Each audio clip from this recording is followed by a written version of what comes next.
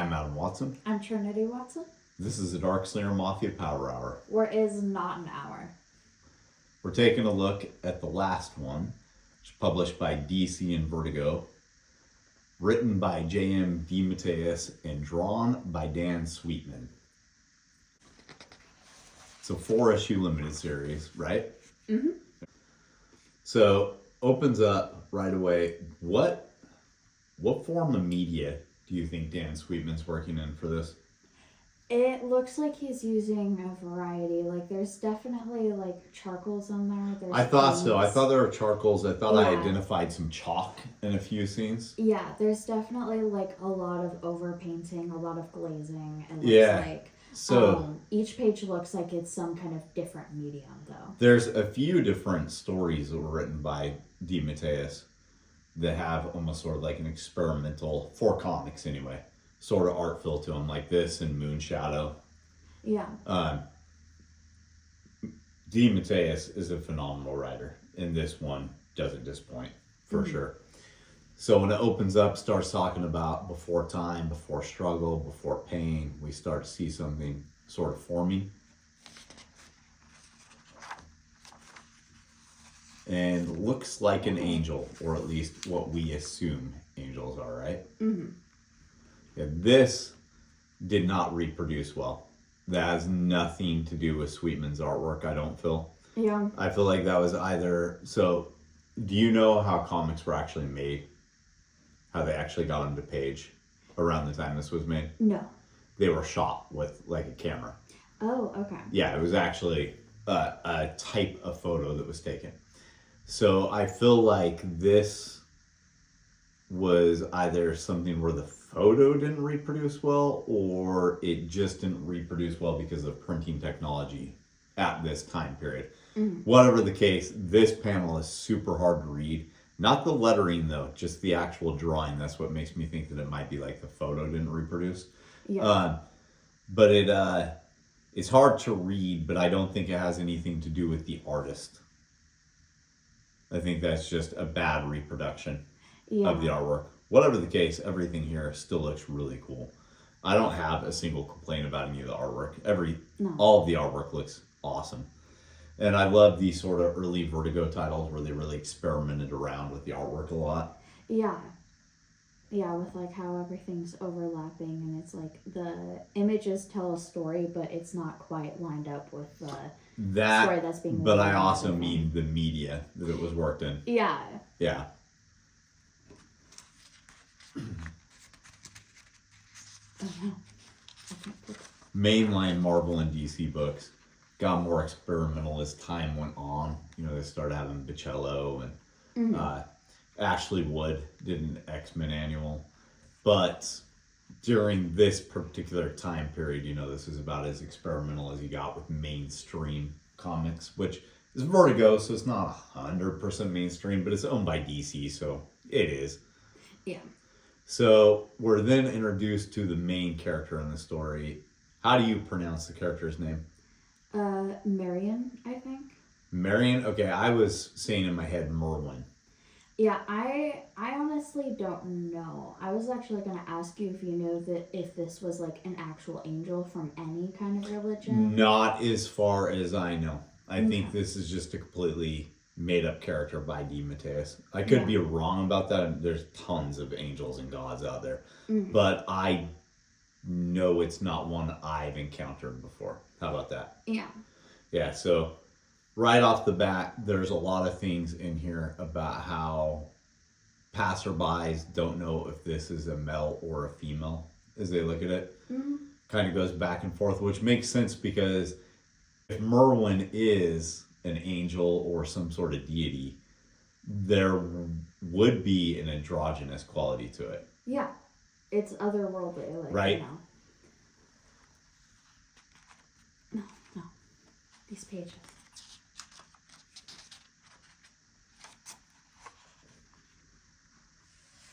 Yeah. So... I just love how the panels are for this. Oh, yeah. It's so good. The art. How it's panels inside panels. Mm-hmm. Yeah. And something great about... You only saw that stuff in Vertigo books back then, as far as I know. Yeah. And something that's great about this, I know you've brought it up before, but DeMatteis, like, has such strong writing, like, he doesn't feel the need to, like, fill up the whole comic with, like, yeah. So what you're referring to is when I said the amateur writers, or even some that are pros, feel like they have to have their voice on the page. So it's just cluttered with letter balloons, thought balloons, captions, because they really, really need to matter. Yeah. And it should be an important thing as a writer. This is a collaborative medium. If you trust your artist, then you trust them to carry a whole page. Yeah. Like this, for instance. There's clearly a lot of trust in this. One line on that whole page, and it's not needed. You don't need anything. You can get everything here. Merwin, which is how I'm going to say the name, knows exactly what's going to happen once his $20 bill is handed over to the homeless person. Yet hands it over anyway. So on the next page, we see exactly what's going to happen, which is a sale of heroin. Yeah.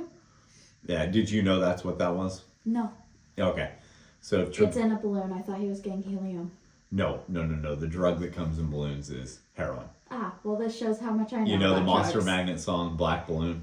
Yeah. That's what that song is about, is heroin. Oh, that's like my favorite song. I have no idea. Yeah, it's about drugs. Oh. You learn about more than just comics from watching this channel. You learn about drugs, too. So. For all ages. So, do you take it that Merwin is actually doing some sort of hypnosis on the guy to get him to go? No, I read that as Merwin was showing him that, like, they were some kind of otherworldly being. Oh, so you think this is Merwin's eyes without the glasses on? That was the one segment in the whole issue that I had a hard time discerning when I first read this originally and when I reread it for this. Is I've never been able to tell, is that this guy's eyes or is it Merwin's eyes without the glasses? I'm pretty sure that's Merwin, like, looking at him without the glasses. Okay, so Merwin has some sort of weird slits. Okay. Yeah, like goat eyes. Okay. Yeah, that makes sense to me. So then they go to Merwin's house, and I really like this. It looks like, I know it's supposed to be like some sort of crystal ball or something like that that's showing the front step, but it also looks like it could be a keyhole someone's looking through. Yeah. So either way you read that, I really like that. Everything here is completely effective. They actually did full bleed pages, which wasn't quite as common back then. Yeah, very experimental with everything. Right. I love how, like, massive Merwin is compared to everything around him. Yeah, too. Which makes sense. Because, once again, fallen angel, God, no matter what way you look at it, shouldn't be 100% human-like. Yeah. This is the page where we're introduced to what seems to be Merwin's right-hand gal, is Diane. Yeah, if I recall correctly, throughout the whole series, Diane remains in that sort of position. Yeah. I've actually read this whole thing before. Yeah, I have not. This is my first time reading it. Right. But yeah.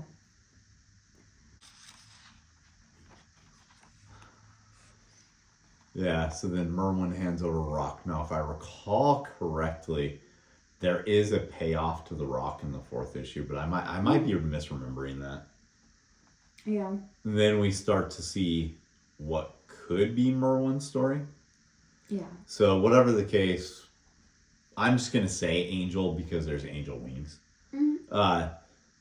The other angels started dying out, and Merwin is literally the last one, just like the title would lead you to believe. Yeah.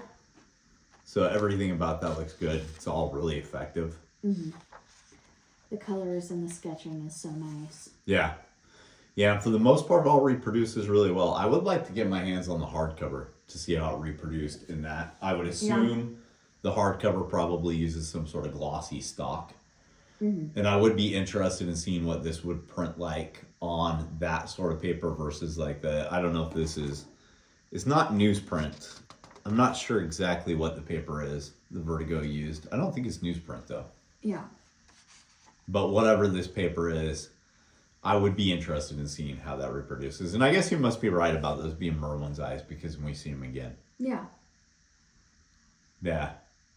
Yeah, and then we have, Merwin taking back the stone hair. Right. The explanation about sometimes being male, sometimes being female. Mm-hmm. Walking is both. Yeah. Yeah.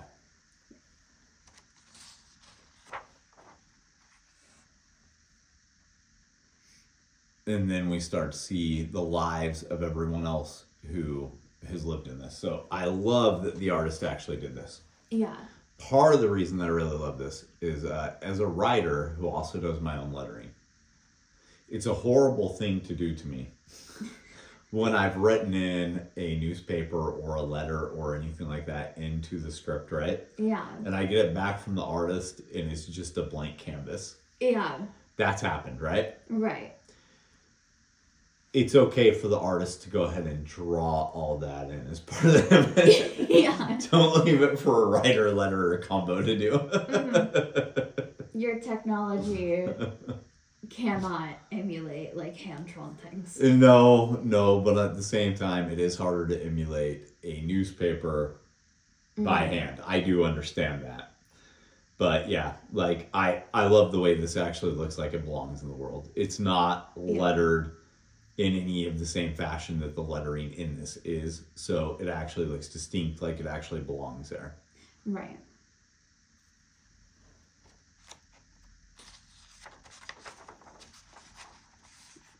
Yeah, and then here I feel like this is where all of the heavy charcoals come into play. Yeah, the heavy charcoals are used for what is the guy's name who's the heroin addict? I believe it's Pat. Okay.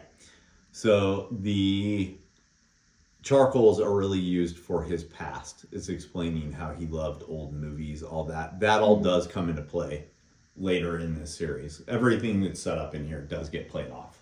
Yeah. Then I think this is the only use of sound effects in the whole thing, right? I believe so. Yeah, and I like that a lot. Once again, you already know if you've watched any of our other videos that I think sound effects are completely overused, especially in books published by DC and Marvel. Mm. But this is something that there is no other way to draw attention to. So it works. I don't know that I would have picked white and green for the sound effects. Right. They kind of clash a bit with the drawing, but overall, at least it was done minimally to good effect. Right. I feel like it works because it's supposed to be like a distracting, ugly thing because it's like all of their attention is being grabbed, so of course your attention has to be grabbed too. That makes sense. But yeah. I didn't think about it like that. Oh, there are a few other sound effects we were wrong. Yeah, well, that's the only sound effect up until now. Yes, and they do work. So Merwin throws one of the other tenants down the stairs. Mm-hmm. And then needs to be hit for it, but that particular tenant will not hit Merwin, so Diane has to be the one to slap Merwin. Yep. If you do something you're not supposed to, apparently you need physical punishment for it. Yeah. He had promised he wouldn't throw this guy down the stairs again, so now he needs to be hit for it. Mm. Yeah. Everything about that works really well. It's there's so many panels per page on this. There are. There's it's not crowded though. No. Is the thing. But as a writer, I would never put this many panels on a page. Yeah. You'd have to place, and I'm not saying this was written full script mode. I don't know what version of the scripting mode this was done. Right. Or if it was full script and the artist just decided to shorten up. I don't know any of that. But as a writer, let's see, there's 3, 4, 5, 6, 7, 8, 9, 10 panels on that page, right? Yeah. That is a tremendous amount of trust you place in the artist. Yeah. If you actually put that many panels on a page, because most of the time, that would be a failed assignment.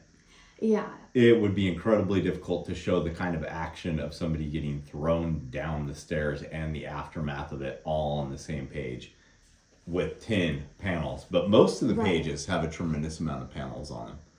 Like 3, 4, 5, 6, 7, 8, 9. That one has 10 as well. Oh, wow. Yeah. So a lot of panels, but they're all working in unison really, really well. Yeah. None of them seem cloudy or muddery, which is pretty amazing considering the sort of media that's being used for the art in this. Right. And then we come to the inevitable conclusion where Pat wants to leave. Mm-hmm. Pat wants to leave because Pat wants to get high. Yeah. It's pretty common if you have an addiction, you don't want to stay somewhere that's helping you. You want to feed that addiction. Or rather, the addiction wants you to feed it. So Merwin gives the balloon back, no problem. Pat takes it like a pissy little bitch. Not very nice.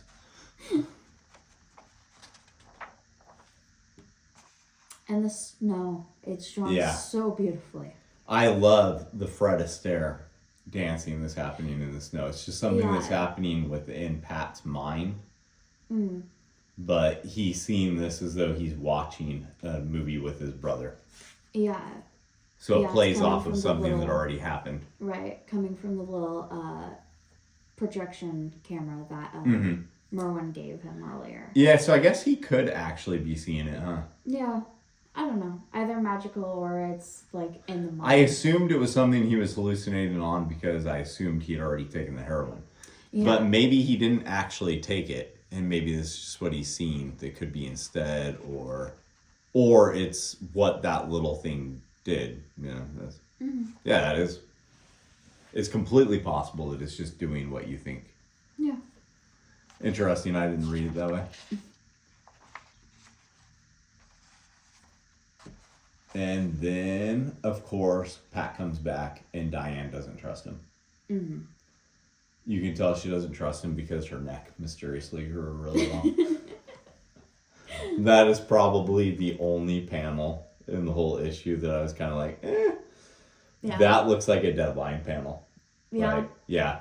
Running late, got to get this thing done, don't have time to fix this neck, right? Mm-hmm. But hey, if there's only one complaint about everything art-wise, that's pretty damn good, right? Yeah. And then we see an ad for Ozzy, rest in peace. Mm-hmm.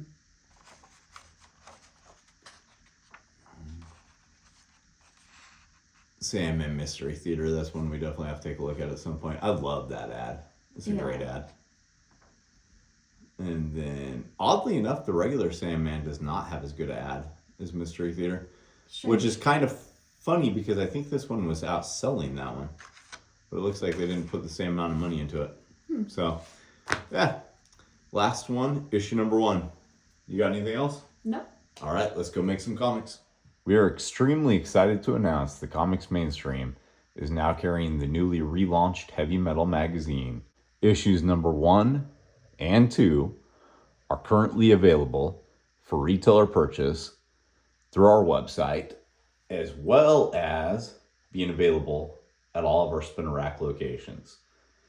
We are currently accepting pre-orders for issue number 3. Let's just take a quick look at all the different cover options. So this is a Frank Frazetta cover for issue number 1.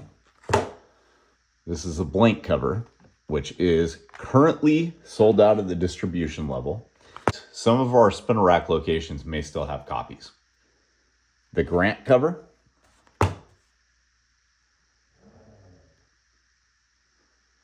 Hildebrandt cover. Janevsky. Lotte. And for issue number 2, Brahm,